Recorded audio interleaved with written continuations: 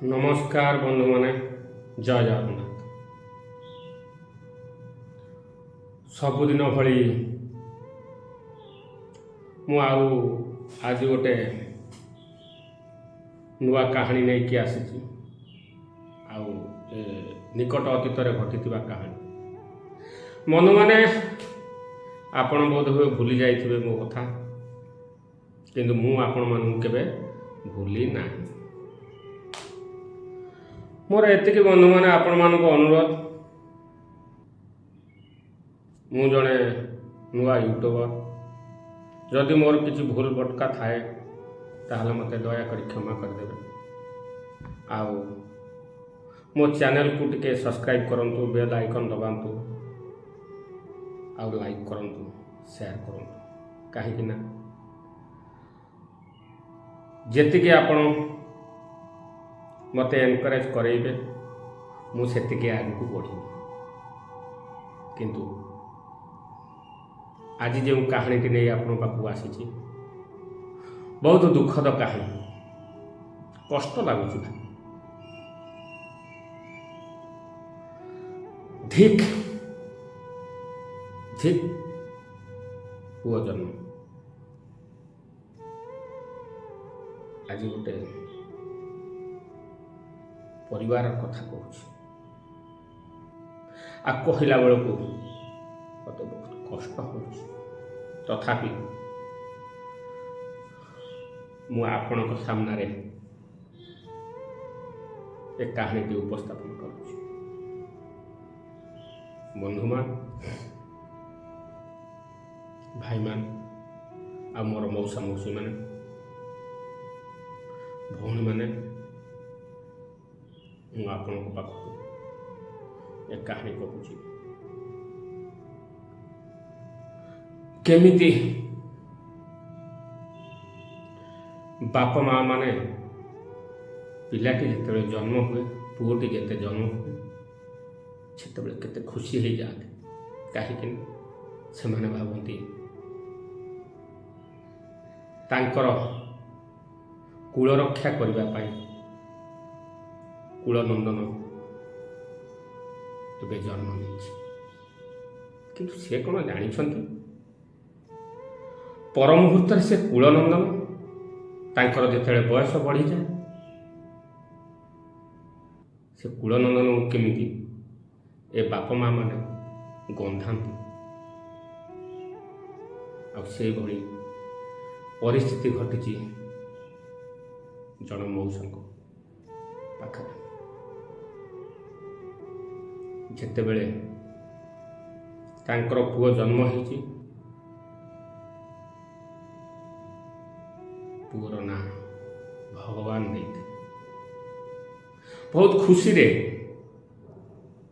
आ स्वामी स्त्री दी जन जाक बहुत खुशी होती।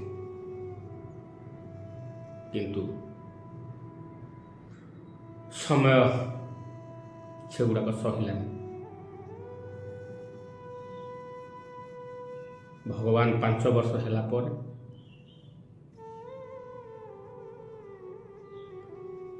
विजय बाबू पत्नी यह धर्म त्याग करे से चलीगले संसार। बहुत कष्ट रे भावु था सब बेले से पुअर मुह को चाह चाह चाह चाह दिन काटू था। किंतु विडंबनार कथा पारिपार्श्विक लोक बंधु बांधव समस्ते कहले जे आपण जदि ए 5 वर्ष पुओ को अने अने रहिबे ताहले आपण को काम करिवे, तार केमिति दायित्व नेबे। आपण को जणे स्त्री आवश्यकता, पुओ को जणे माँ आवश्यकता। तथापि बाप मन तो केमिति कौन करेंगे किसी भाभी पारे आ सब बेले से पुओ मुह को अने भाविले काले जदि गोटे साबत माँ आसब ମୋ ପୁଅକୁ ଅଣଦେଖା କରିବ। ତଥାପି ମନକୁ ବୁଝେଇଲେ ଦ୍ୱିତୀୟ ବିବାହ କଲେ। ଭଗବାନଙ୍କର ଇଚ୍ଛା, ଯେଉଁ ଦ୍ୱିତୀୟ ପତ୍ନୀ ତାଙ୍କର ଆସିଲେ ଭାରି ଠାକୁର ଭକ୍ତ, ବହୁତ ସୁନ୍ଦର ମଣିଷଟି। ଯେତେବେଳେ ପିଲା ଛୁଆ ଆଉ କରିବା ପାଇଁ ଚିନ୍ତା କରିଲେ, ସେତେବେଳେ ଦ୍ୱିତୀୟ ପତ୍ନୀ ମନା କଲେ, ନା, ତମେ ମୋତେ ଯୋଉଥିପାଇଁ ବାହା ହେଇକରି ଆଣିଛ, ମୁଁ ସେ କାମକୁ ପୂର୍ଣ୍ଣ କରିବି। ମୁଁ ଆଉ ପିଲା କରିବାକୁ ଚାହୁଁନି। ଏଇ ଯେଉଁ ପୁଅ ମୋର, ମୁଁ ତାକୁ ଆପଣେଇ ନେବି। ମୁଁ ଜନ୍ମ କଲା ମା ଠାରୁ ଅଧିକ ସ୍ନେହ ଦେବି। ଦେବକୀ ସିନା ଜନ୍ମ ଦେଇଥିଲେ, ହେଲେ ଯଶୋଦା ତାକୁ ବଢ଼େଇ କୁଢ଼େଇଥିଲେ। ଆଉ ତାରି ପାଇଁ ମୁଁ ସବୁ ସାରା ଜୀବନ ମା ହେବାକୁ ଆଉ ଚାହିଁବିନି, ତାରି ମୁହଁକୁ ଚାହିଁ ଅଛି। କିନ୍ତୁ ଜାଣିଛନ୍ତି ବନ୍ଧୁମାନେ, ପୁଅ ଧୀରେ ଧୀରେ ବଡ଼ ହେଉଥାଏ। ମା ପୁଅକୁ ବହୁତ ସ୍ନେହ କରୁଥାଏ, ପୁଅ ମଧ୍ୟ ମାଆକୁ ସ୍ନେହ କରୁଥାଏ। କିନ୍ତୁ କ'ଣ କରିବା, ସମୟର କଥା। ପୁଅର ବିବାହର ସମୟ ହେଇଗଲା। ଭଲ ପାତ୍ରୀ ଖୋଜିବା ପାଇଁ ସେମାନେ ଲାଗିଲେ। ଆଉ ବିବାହର ବି ବହୁତ ଧୁମଧାମରେ କଲେ।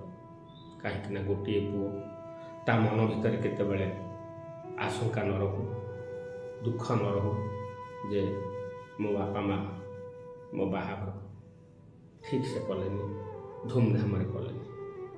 ସବୁ ତୁଚ୍ଛ କରିଦେଇ ବାପା ମା ତାର ବାହାଘର ବନ୍ଧା ଛନ୍ଦା ପଡ଼ି ତା ବାହାଘର କଲେ। ଆଉ ସେତେବେଳକୁ ପୁଅ ଚାକିରି ମଧ୍ୟ କରିଦେଇଥାଏ। ଆଉ ବିଧାତାର ବିଡ଼ମ୍ବନା, ଯେତେବେଳେ ନୂଆ ବୋହୂ ଆସିଲା, 6 ମାସ ପର୍ଯ୍ୟନ୍ତ ଠିକ୍ ଠାକ୍ ସବୁ ଚାଲିଲା। ଆଫ୍ଟର 6 ମନ୍ଥ ଆରମ୍ଭ ହେଇଗଲା।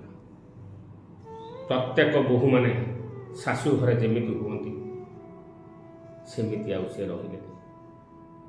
ତାଙ୍କର ମୁଣ୍ଡକୁ କ'ଣ କେଜାଣି ଜୁଟିଲା, କେଜାଣି ସେ ଉପରବାଲାକୁ ଜଣା।